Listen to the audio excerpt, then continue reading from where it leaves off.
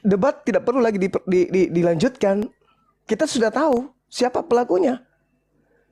Yang diusir oknumnya kita sudah tahu. Saudara saya sudah membuat pernyataan dan disaksikan oleh banyak orang. Taurat masih berlaku bagi Yahudi sampai hari ini. Berarti orang Yahudi masih melakukan kehendak Bapa Elohim sampai hari ini. Saya pingin teman-teman tepuk tangan dulu. Saudara sudah mengakui bahwa yang tidak melakukan kehendak Bapa Elohim adalah Kristen. Dan Kristen hanya melakukan kehendak Bapak Paulus. Udah selesai, Bang. Enyahlah daripadaku engkau semua pembuat kejahatan. Tidak setiap orang yang menyeru aku Tuhan, Tuhan, Tuhan, Tuhan, Allah, Allah, atau supaya Anda puas Allah, Allah, atau apa yang bisa membuat Anda puas Elohim, Elohim, akan masuk ke dalam surga, melainkan dia yang melakukan kehendak Bapa Elohim. Berarti yang masuk ke dalam surga hanya mereka yang melakukan kehendak Bapa Elohim. Kristen, Anda mengatakan kami melakukan dalam kasih. Siapa kehendak itu? Kehendak siapa itu? Siapa yang berkehendak supaya hukum Taurat itu dibatalin? Siapa yang berkehendak supaya mengatakan Yesus mati di atas tiang salib untuk membatalkan hukum-hukum Tuhan Bapa Elohim? Itu atas kehendak siapa? Allahu Akbar. Allahu Akbar. Terima kasih, Bung. Anda telah menjawab dengan jujur. Jadi kita sudah menemukan antara Yahudi dan Nasrani, Kristen, mohon maaf Kristen. Ketika ditanya, melainkan mereka yang melakukan kehendak Bapakku. Kehendak Bapa itu adalah yang terurai di Taurat. Siapa yang melakukan Taurat sampai hari ini? Orang Yahudi. Berarti yang diusir, yang memanggil Yesus kan cuma dua. Yahudi dan Kristen. Ternyata Kristen tidak melakukan kehendak Bapa. Oke, saya kira sesi ini udah selesai kita. Kalau masih ada yang itu kan tema lain. Saja. Ada Loh, sedikit itu lagi, kan Pak. narasi Anda. Loh, gimana ceritanya? Itu narasi Anda. Saudara, tunggu. Jadi, Saudara sudah mengiyakan Yahudi masih melakukan kehendak Bapa sampai hari ini. Betul atau tidak? aku mengatakan bahwa hukum Taurat itu masih berlaku buat orang Yahudi. Karena Sampai hukum hari Allah ini? itu cuma ada dua. Satu, Sampai hari ini? hukum Taurat ya. Loh iya, jadi artinya adalah kalau tidak berdasarkan hukum apa orang-orang Yahudi sekarang hidup? Kan Iya. hukum itu ada dua, hukum Iya, Taurat kan sama kehendak hukum Bapak. masih dari Yesus. Saya Nah, bisa kehendak bicara dulu Bapak, nggak, kan? Bung? Enggak. Iya, saya bisa bicara kehendak dulu. Bapak ini. Kan kehendak Bapak kan? Loh, Orang iya, Yahudi saya kan masih hanya melakukan. mengatakan. Tunggu. Orang Yahudi Iya. masih melakukan kehendak Bapak sampai hari ini kan? Hukum Tauratnya berlaku buat Iya, mereka. iya. Itu yang tadi saya Hukum- katakan. Jadi Oke, jangan oke. pelintir perkataan saya. Kehendak Karena bagi Bapak saya, itu. Silakan. ya kan bagi saya gini, hukum itu hanya ada dua sekarang saat ini ya. Hukum yang berlaku sebelum Yesus dan hukum setelah Yesus ya. Pemahaman umat Kristen. Nah, hukum orang Yahudi itu tidak percaya kepada Yesus, artinya masih berlaku sama mereka itu adalah hukum Taurat. Sementara buat umat Kristen tidak lagi. Nah, itu yang saya maksud tadi. Karena Oke. Apa Jadi hukum Taurat yang, itu yang gini. dimaksudnya, Tunggu. yang dimaksud Saya bicara dari sedikit aja 10. yang dimaksud dari Pak Goman Bapak, itu Bung, mungkin kan kehendak Bapak Elohim. Dan ternyata yang melakukan kehendak Bapak Elohim adalah orang Yahudi. Nah sekarang Kristen melakukan kehendak siapa nih? Memanggil Yesus, kan cuma ada dua golongan yang memanggil Yesus Tuhan. Orang Yahudi dan juga orang Kristen, orang Roma. Yang menjadi pengikutnya adalah Anda. Nah sekarang Anda sudah mengakui orang Yahudi masih melakukan kehendak Bapak. Nah berarti yang satunya siapa? Kristen kan? Atas kehendak siapa? Ini pertanyaan saya. Atas kehendak siapa? Kristen mengatakan Yesus mati terkutuk di atas tiang salib untuk membatalkan hukum-hukum Tuhan. Atas kehendak siapa? Ini yang Anda jawab dulu, silakan. Jadi jangan pelintir pernyataan orang. Saya katakan hukum Taurat itu masih berlaku untuk kalangan Yahudi karena mereka tidak percaya kepada penyaliban Masya Allah. Yesus di kayu salib. Itu yang saya katakan tadi. Coba deh kalau diulang lagi, nanti kan muncul di YouTube ini ya. Saya katakan bahwa hukum Taurat itu masih berlaku untuk orang Yahudi. Itu yang saya katakan, Bung. Nah, sementara untuk orang Kristen, karena hukum Taurat itu telah ditanggung oleh Yesus, ya, maka ya. Karena kan dikatakan ini di yang kita sini. cari. Gini, Bung. Silakan. Ya. Janganlah kamu menyangka bahwa aku datang untuk menyediakan hukum Taurat atau kitab para nabi. Aku datang untuk bukan untuk menyediakannya, melainkan untuk menggenapinya. Karena aku berkata kepadamu, sesungguhnya selama belum lenyap langit dan bumi ini, satu iota atau satu titik pun tidak akan ditiadakan dari hukum Taurat sebelum semuanya terjadi. Nah, sebelum semuanya terjadi ini artinya adalah sebelum terjadi penggenapan. Nah, tadi saya katakan kita akan dispute di situ karena Anda pasti memahami bahwa sebelum semuanya terjadi itu merujuk kepada sebelum lenyap langit dan bumi ini. Sementara orang Kristen memahami adalah sebelum semuanya terjadi adalah sebelum terjadinya penggenapan tersebut. Itu, tapi silakan aja berdiri dengan pemahaman masing-masing. Saya tidak akan memaksa Anda. Tapi umat Kristen juga punya pemahamannya sendiri, dalilnya jelas, landasannya jelas. Itu silakan kalau Bung Lola mau menambahkan. Tunggu, sabar dulu, Bang Lola, sabar dulu. Saya pingin pengakuan akal Anda itu connect dengan kitab suci Anda dan connect dengan iman Anda. Anda mengatakan bahwasanya penggenapan itu ketika Yesus itu mati di atas tiang salib. Anda keliru. Lukas mencatat. Ingat, Lukas itu adalah orang yang menuliskan sebuah karya ilmiah. Tulisannya dihasilkan dari hasil penelitian, bukan dengan cara dia bermimpi. Lukas, apa yang dikatakan? Lebih mudah langit dan bumi lenyap daripada satu titik dari hukum Taurat batal. Ini pengakuan siapa? Ini perkataan siapa? Ini perkataan Yesus. Anda kemudian dengan Paulus, makanya saya katakan, Kristen itu pengikut Roma. Tadi kan saya katakan begitu, saudaraku. Kristen itu pengikut Roma. Roma lah yang mengatakan melalui tangan Paulus bahwasanya Yesus untuk membatalkan segala hukum Taurat. Sementara Yesus mengatakan, lebih mudah langit dan bumi lenyap daripada satu titik dari hukum Taurat itu batal. Kira-kira siapa yang bisa melenyapkan bumi ini? Langit ini. Tidak ada yang bisa melenyapkan bumi dan langit ini kecuali Allah. Tapi Yesus mengatakan, lebih mudah loh itu dilenyapkan daripada hukum Taurat itu batal. Tapi apa yang terjadi di agama Kristen? Hanya dengan menangkap Yesus, eksekusi salib, hukum Taurat itu batal. Begitu entengnya. Hanya dengan membunuh Yesus, hukum Taurat batal. Hanya membunuh satu orang, hukum Taurat batal. Sementara Yesus mengatakan, lebih mudah loh langit dan bumi lenyap daripada hukum Taurat batal. Hanya oleh karena ditangkap tentara Romawi, hukum Taurat batal. Makanya saya bertanya kepada saudara, orang Yahudi kan masih melakukan kehendak Bapa Elohim. Tapi orang Kristen melakukan kehendak siapa? Dengan mengimani bahwasanya Yesus mati terkutuk di atas tiang salib dengan tujuan membatalkan segala perintah yang ada di dalam hukum Taurat. Anda belum jawab. Sekarang begini, kita nggak usah terlalu panjang lebar. Jawab aja dulu abang, atas kehendak siapa teman-teman Kristen mengimani hukum Taurat itu batal dengan matinya Yesus di atas tiang salib secara terkutuk? Atas kehendak siapa? Jawab ini dulu. Begini, Pak Jamal. Bisa dulu saya, Bung Lola, saya bisa jawab. Hukum Taurat itu kan banyak. Bung Lola, ayo udah silakan. Jadi hukum Taurat itu kan banyak. Tapi hukum Taurat yang diberikan oleh Allah ke Nabi Musa adalah 10. Jadi waktu Yesus disalibkan, hukum yang diberikan Allah ke Nabi Musa yang 10 ini tidaklah berubah. Tetapi yang dibilang oleh Bang Goman tadi itu, hukum-hukum Taurat yang lain yang sudah dibebaskan sesudah Yesus disalibkan. Hukum Taurat yang mana itu yang bebas?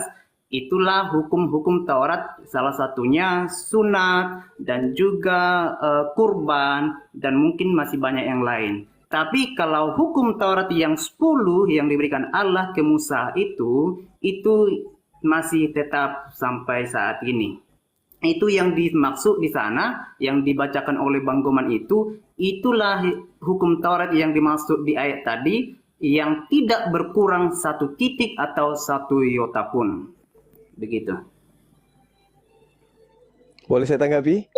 Saya bisa, Bung Juma. Silakan.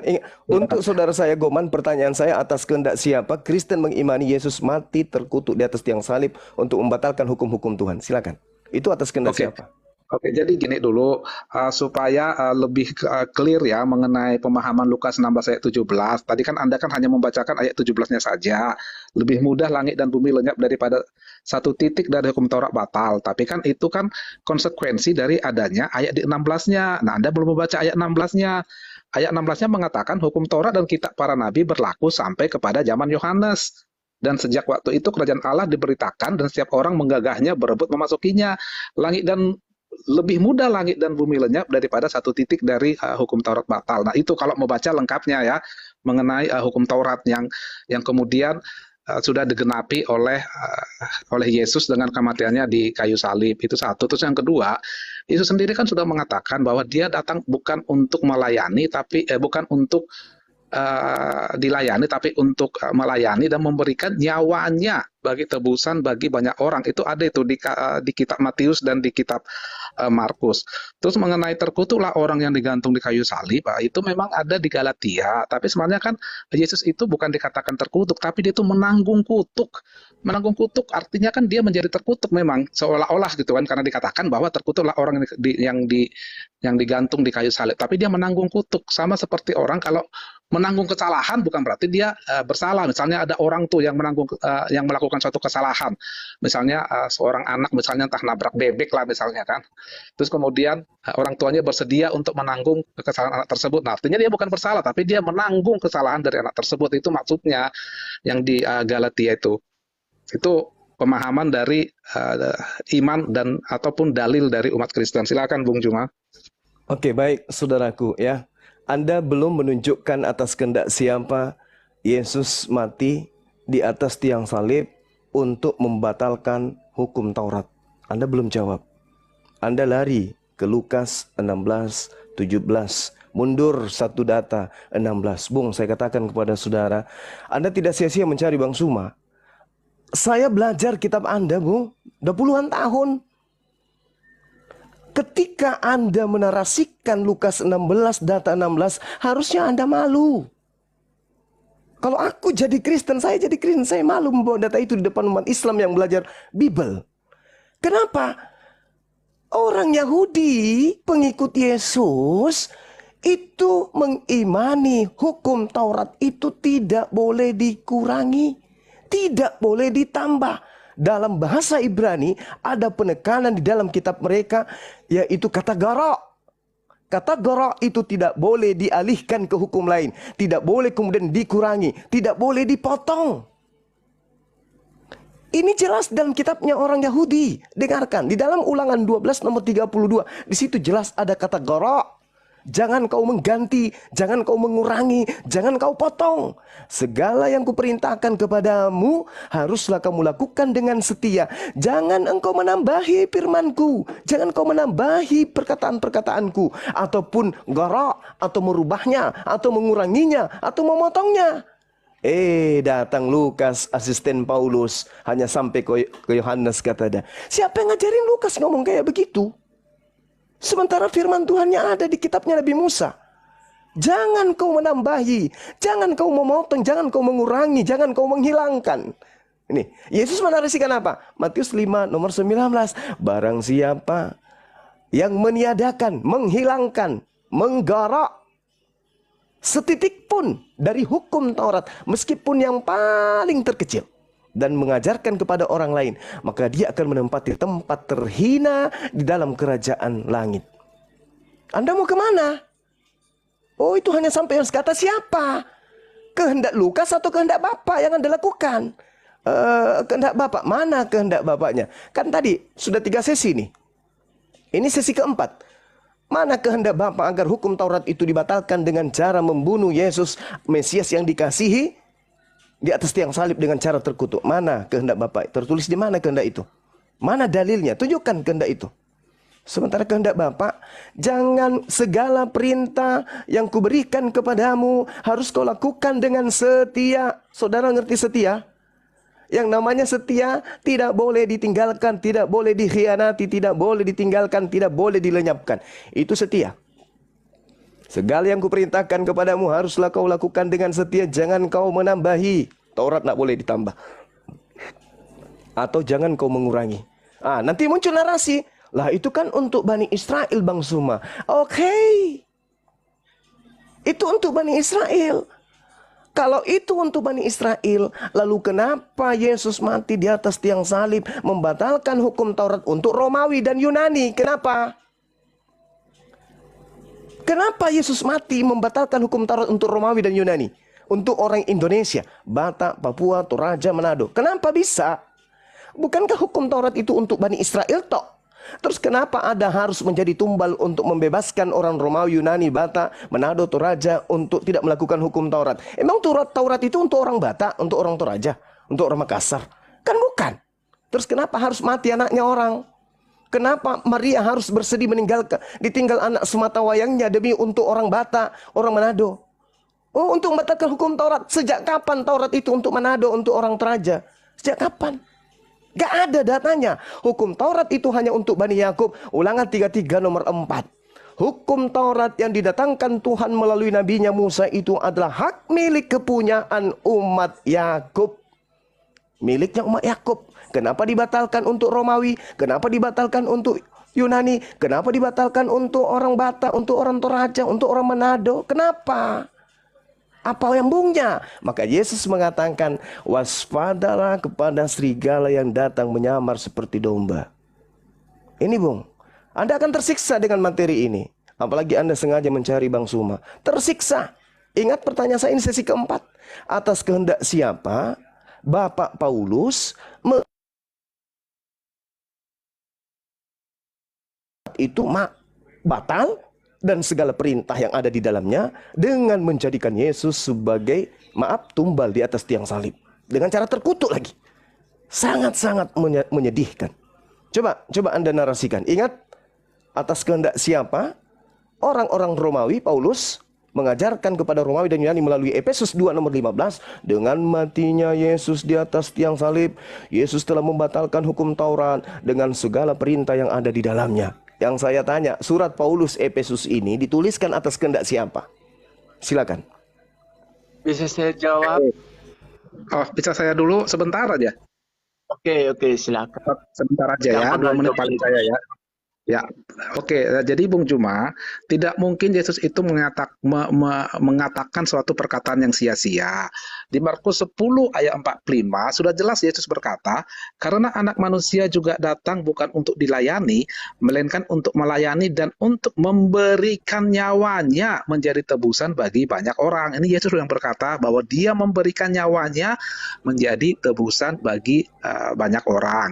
Sedangkan tadi mengenai siapa yang memerintahkan hukum Taurat itu, Anda tadi sudah menyinggungnya. Memang itu tertulis di Efesus, Rasul Paulus. Oke, saya tarik, nggak Rasul, nanti Anda marah lagi. Apostol Paulus, ya. Artinya adalah karena itu perkataan Paulus dan data menurut pemahaman orang Kristen, Paulus itu adalah murid Yesus. Dan tadi saya sudah katakan bahwa pengajaran Paulus itu diakui, dikonfirmasi oleh Petrus, murid utama Yesus. Jadi artinya itulah pemahaman dari umat Kristen bahwa memang Yesus mati untuk membatalkan atau untuk menggenapi hukum Taurat, ya. Tuh, silakan kalau mau ditambahkan. Dari saya silakan, narasi saya demikian. Silakan kalau ada yang mau nambahkan. Saya jawab aja ya. Mengenai Rasul Paulus, saya di sini tetap konsisten pakai kata Rasul ya. Karena nggak ada yang bisa intervensi melarang-larang pakai kata Rasul. Nggak ada yang bisa melarang itu. Oke, mengenai Rasul Paulus melalui suratnya kepada jemaat di Efesus, yaitu kalau namanya membatalkan itu atas kehendak Tuhan. Dan itu dihilangkan pada Rasul Paulus menjawab jemaat Kristen ketika itu. Nah, jadi saya sudah jawab ya, itu kehendak Tuhan. Apalagi Brother Juma? Di mana dalilnya ada kehendak Tuhan agar hukum Taurat itu dibatalkan? Loh, itu kan dihilangkan kepada Rasul Paulus. Oh, berarti Bapak Paulus. Ya udah, selesai iya, kita. Rasul Paulus kan merupakan murid Tuhan.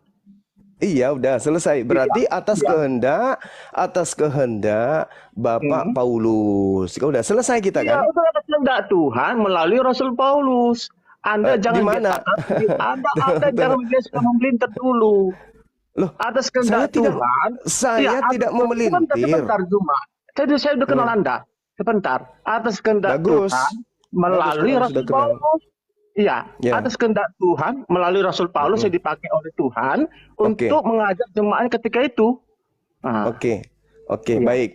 hmm. Tuhan yang mana yang datang kepada Paulus? Coba, di mana itu? Tuhan yang mana? Ya Tuhan yang dimana oleh Nabi Musa, Abraham. Iya, di mana? Kapan Adonai Elohim datang ke Nabi Musa kepada Syekh Paulus? Wah, ya melalui Roh Kudus dia berbicara, menghilami lisan Paulus. Mana? Di Iya, mana itu? iya, kan Rasul Paulus kan mengajar ke bahwasanya itu Jangan narasi. Rasul, kurang pasti, harusnya nggak bisa, Syekh Rasul. atau Kiai Paulus Iya, supaya nggak dia bisa, Rasul. supaya total Islam. Nggak bisa, artinya nggak bisa. Kristen punya hak memakai kata Rasul. Iya. Anda nggak bisa larang saya.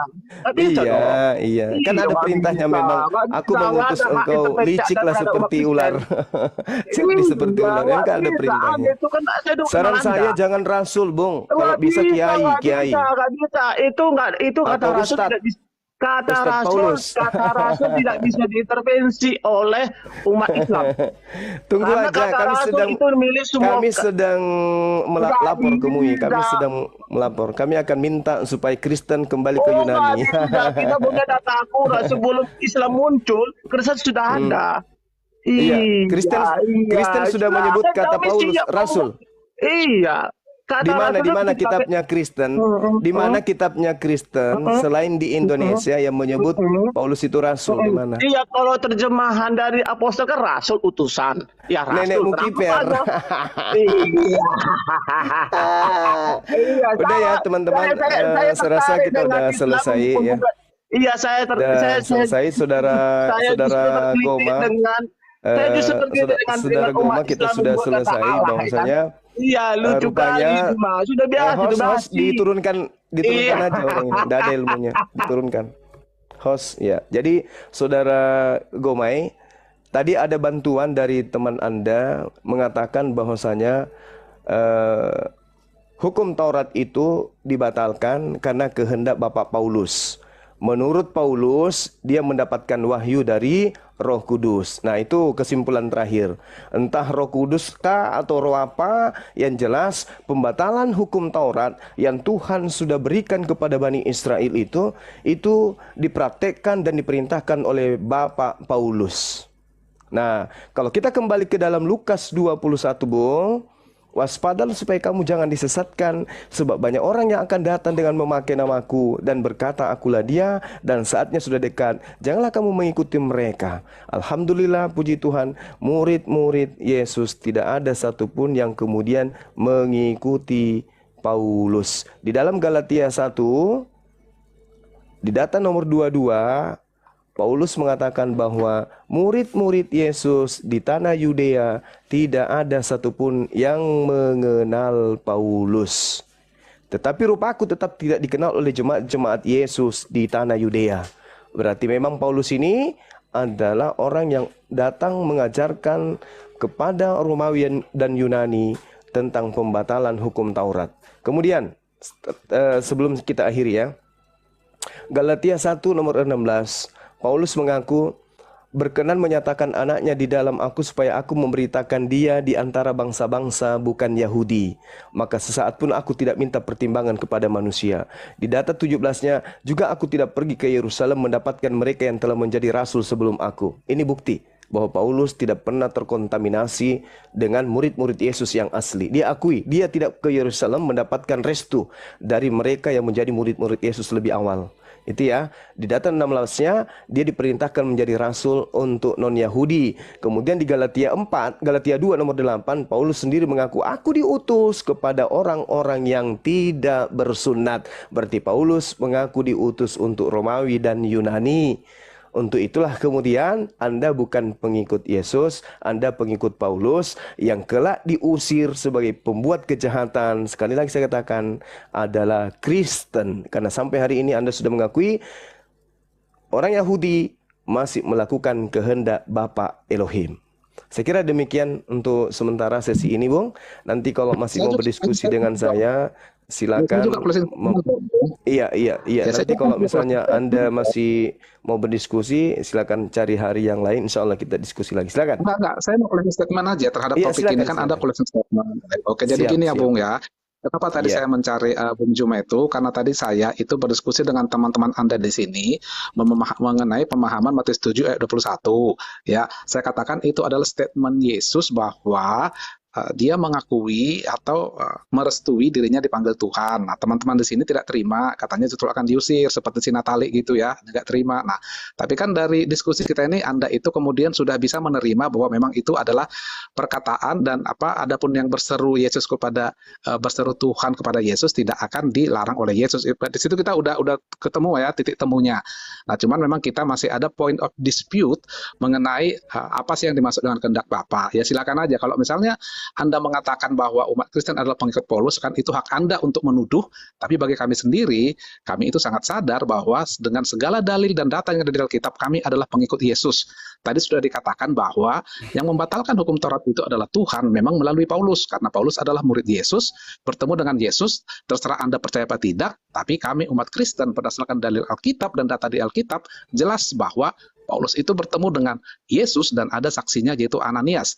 Dan juga tadi saya katakan bahwa pengajaran Paulus itu juga dikonfirmasi kebenarannya oleh murid utama Yesus yaitu Simon Petrus ya. Jadi terserah aja dengan pendapat masing-masing. Anda berpendapat seperti itu hakmu, tapi umat Kristen juga punya dalil dan data dan landasan yang kuat untuk memahami imannya.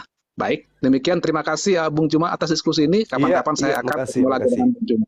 Terima kasih ya. Baik. Siap. Sekalian ya, izin keluar ya, host yang baik. Iya, Bang. Oke, makasih. Terima kasih ya. Ya, Pak Goman. Jangan lupa kopinya dihabisin. Siap. 3, 2, 1, kabur. Bang Juma, itu pasiennya satu lagi, Bang. Siapa lagi pasien baru? Asela itu dari tadi di situ, Bang. Oh. Iya. Sakit apa dia? Dia sakit. Dia sakit ngeyel gak nyambung, Bang. Aksela silakan. Yang penting jangan gusinya yang kena panu, itu bahaya. Asela. Waduh, sepertinya dia jauh dari perangkat. Asela kok bukan lagi ngoro kan? Asela. Ini malaikat maut ini agama apa sih? Oh ya Asela. Asela kok udah tidur ya? Yang tadi yang abang suruh turun nasi mit bang. Kesurupan dia.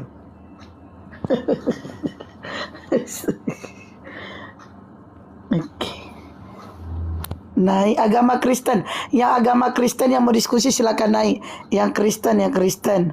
Typing di bawah agamanya Kristen. Malaikat maut selamat malam. Assalamualaikum. Oh Islam. Waalaikumsalam. Malaikat maut bahaya no. Waalaikumsalam. Iya. Siapa tahu ada utang mau mau dikirim ke akhirat langsung. Ya agama Kristen yang mau diskusi silakan naik, minta permintaan. Asela. Oh Asela. Malaikat maut di mute dong. Noise.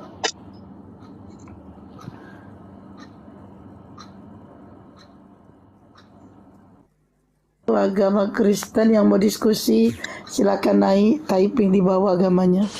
Oke teman-teman, sebelum kita menyambut teman kita Kristen, saya minta kepada yang punya channel YouTube yang lagi live, ditutup aja dulu sesi ini. Karena sesi ini kan jangan digabung dengan tema-tema yang lain. Karena ini terkait dengan Matius 7, 21, 22, 23. Siapakah yang diusir oleh Yesus yang tidak melakukan kehendak Bapa Elohim? Situ kita tadi sudah melihat materinya udah jelas itu. Teman kita Kristen mengatakan bahwa kehendak Bapa masih dilakukan oleh orang Yahudi. Berarti ada pelaku satu pelaku lagi yang tidak melakukan kehendak Bapa. Nah, tadi ada yang mencoba menarasikan melakukan kehendak Bapa tapi melalui Paulus. Ternyata Bapak Paulus. Oke ya, kita tutup aja dulu ya. Assalamualaikum warahmatullahi wabarakatuh. Salam tauhid, salam satu Tuhan. Jayalah Islamku, jayalah Indonesiaku merdeka. Allahu Akbar. Merdeka. Silakan dinaikkan lagi teman yang lain. Oke, buka. Jadi yang mau buka YouTube buka kok masuk. Bang Juma buka lagi dengan judul yang baru gitu. Ya, aku tutup dulu ya live di channelku ya. Iya Dek, iya Dek. Ya, makasih Bang Zuma. Buat teman-teman yang di live YouTube Natalia Iriani, kita tutup dulu live-nya. Kali ini insya Allah kita ketemu lagi di live selanjutnya. Jangan menolak kebenaran, memulai dengan buka hati. Assalamualaikum warahmatullahi wabarakatuh. Waalaikumsalam warahmatullahi wabarakatuh. Ini aku nggak tahu ya Bang, dia ini penghujat atau tidak. Tapi nama akunnya memang kayak mau menghujat.